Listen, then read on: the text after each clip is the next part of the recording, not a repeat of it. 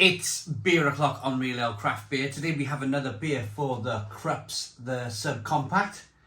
Here's my machine, already switched on, green light going. We have a beer from Birra Flea in Italy, and this is their Mama IPA, coming in at 5.9% ABV. There it is, 2 litre torp. So yeah, let's review it, shall we? Friday, I like to do my torps on a Friday. I then get to drink it over at the Stone Crow Virtual Pub or over the weekend. So I'm going to show you how to fit the torp very quickly.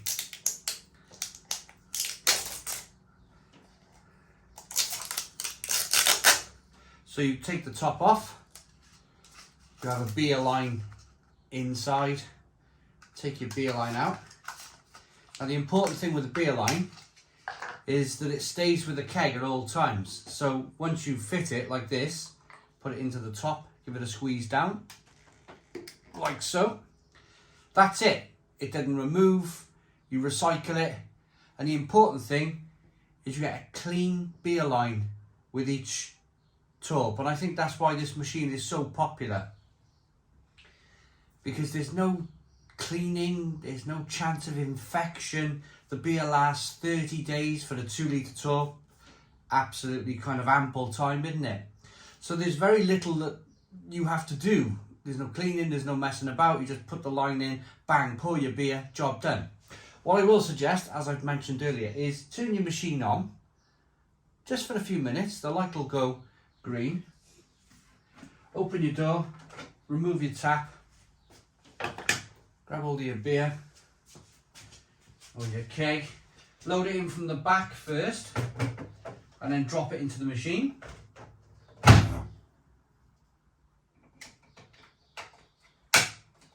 Click your keg line into position and then fit your beer line.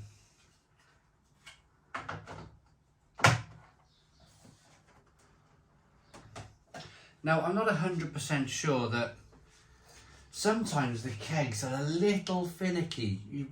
That little noise then, that pressurised noise, whether the keg's pressurised enough or whether it needs a bit more. Sometimes it needs a little wiggle around. So we'll work it out now, we'll give it a pour. So what you do is you pour some beer, close your door first and foremost, pour a little bit of beer through the line.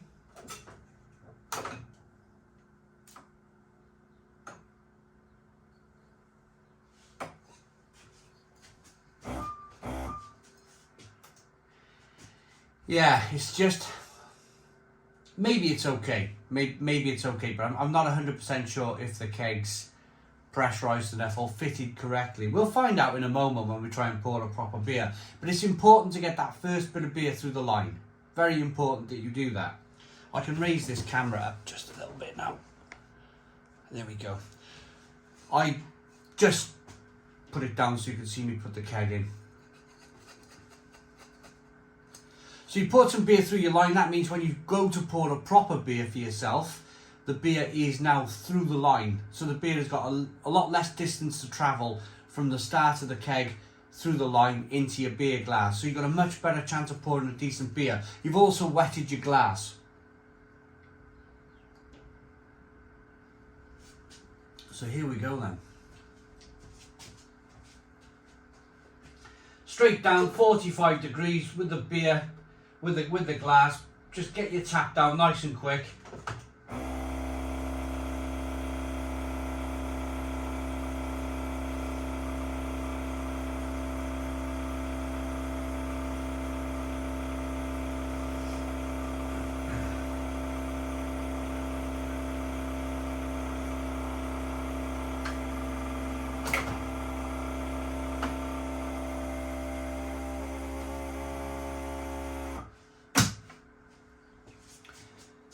My door on my machine is a little bit stiff.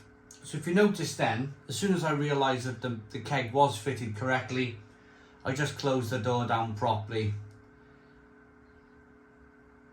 Just so it kind of seals and cools. The other thing about cooling, very, very quickly, is I pre-chill my kegs. Get your kegs in your fridge 24 hours before. You're not putting your Little £99 machine with this very small cooler. You're not putting it under pressure. You're letting the fridge do the job and not the kind of cooler on the machine, because I think it won't last too long if you're cooling beer from warm kind of room temperatures on your beer machine all the way down to 3 degrees. So 3 to 4 finger white head, golden amber in colour. Have a look at the quality of that beer as I roll it around in the glass. Look at that. Very quickly as well, I don't really want to be drinking my IPAs at 3 degrees. It's far too cold for me for an IPA. So I just pulled it out my fridge 20 minutes before, just to let it raise up a temperature, a degree or two. Just so you're pulling more of the flavours. You're going to enjoy more of the flavours from the beer. As the beer warms up, you'll taste more of the malt. You'll definitely taste more of the hops. So, aroma then on this relatively clear looking IPA from Italy.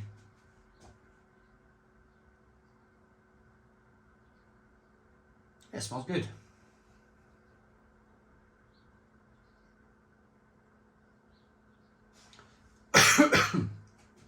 Grapefruit.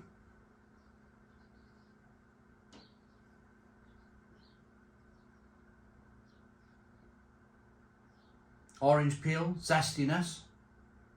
A little bit of that sweet malt coming through. Let's dive in. Cheers, everybody.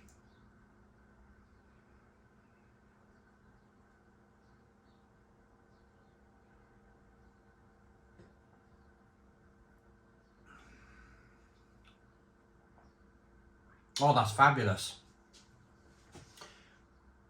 Oh, that's really, really, really good. Stone the Crows. 5.9% ABV. You definitely get the hops coming through on the back. You get that kind of body. That 5.9% ABV is giving, you get that kind of malty body to the beer. You can tell it's more of a kind of a, you know, like a 6% beer more or less. You can tell by the quality of the malts in the beer. The amount of malt in the beer.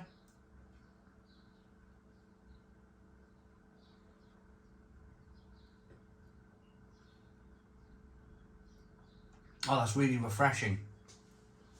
And I say that because I bought 8 Torps from Beowulf recently. And a couple of the Torps had oxidised. The beer was brown. This is the first IPA out of the 8 that I didn't buy 8 IPAs. I've had blondes, Belgian doubles. But out of the 3 IPAs, this is the only one that's been really, really top notch. It haven't oxidised, it's lovely and light and golden, it's hoppy on the aroma, it's hoppy on the taste. It's very drinkable, it's one of those beers that you want to keep drinking. Very fresh, very zesty. Lemon, grapefruit, orange peel, fleshy blood orange, a little bit of sweet malt to begin with. A nice balance to the beer between that sweetness and that bitterness over there. It's very good. Very, very good beer. I'm going to enjoy this at the Stone Crow Virtual Pub tonight. It's going to be a cracking night.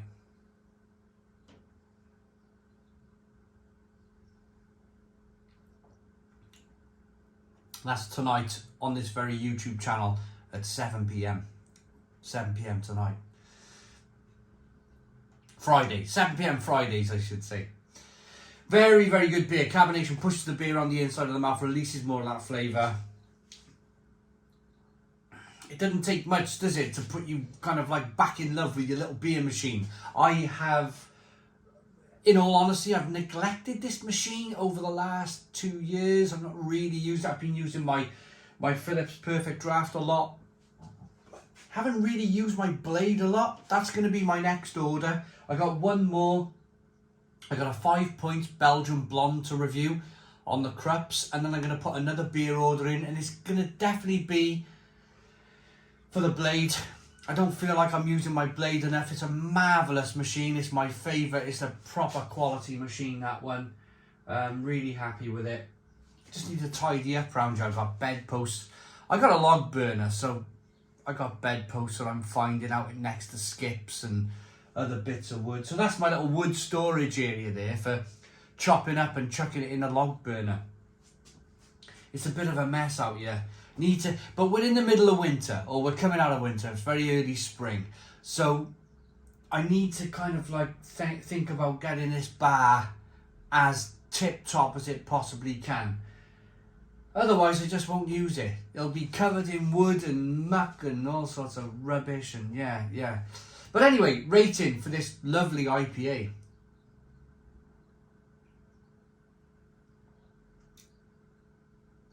It's great. It really is.